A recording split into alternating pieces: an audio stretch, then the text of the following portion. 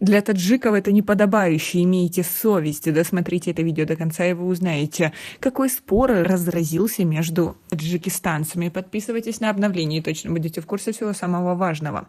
Министр транспорта Таджикистана Азим Ибрахим выразил озабоченность поведением водителей и пассажиров общественного транспорта, сообщает пресс-служба транспортного ведомства. Он отметил участившиеся случаи плохого обращения водителей с пассажирами.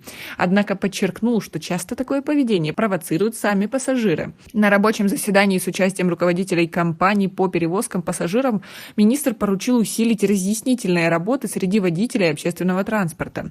Он отметил, что качественная работа общественного транспорта достижима только в тесном сотрудничестве пассажироперевозочных компаний с соответствующими государственными структурами, организациями и предприятиями. Поведение водителей общественного транспорта в Таджикистане, особенно в столице, является постоянным предметом недовольства пассажиров. А как вы относитесь к такой ситуации? Попадали ли вы на хамов? Пассажиры почти ежедневно жалуются на уровень и качество работы общественного транспорта, плохое поведение водителей, низкий уровень обслуживания. Власти регулярно объявляют об аресте и наказании грубых водителей, однако ситуация в корне не меняется. В одном из последних случаев наказание получили как водитель, так и пассажир. 17 марта в соцсетях появилось видео, в котором был отражен словесный конфликт между водителем и молодой женщиной-пассажиркой. Оба оскорбляли друг друга нецензурной бранью. Видео вызвало негативную реакцию граждан, которые обратились в органы с просьбой принять меры в отношении обоих за оскорбление друг друга. В результате из-за нарушения общественного порядка и водитель и пассажирка были оштрафованы на сумму 476 самани каждый.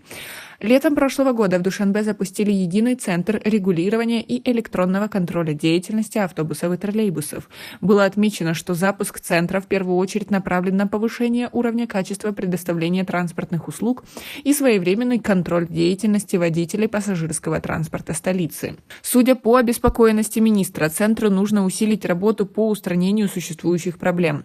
По данным агентства по статистике, за первые 2 месяца этого года всеми видами пассажирского транспорта в республике перевезено 140 миллионов пассажиров.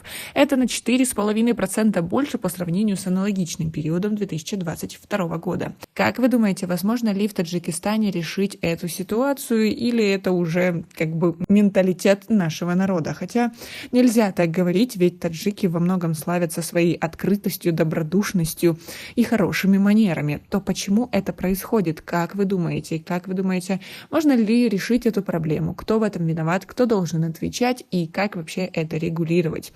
Может, у вас есть какие-то подобные истории, где полностью освещается эта ситуация? Напишите нам, пожалуйста, свое мнение и свои рассказы под этим видео.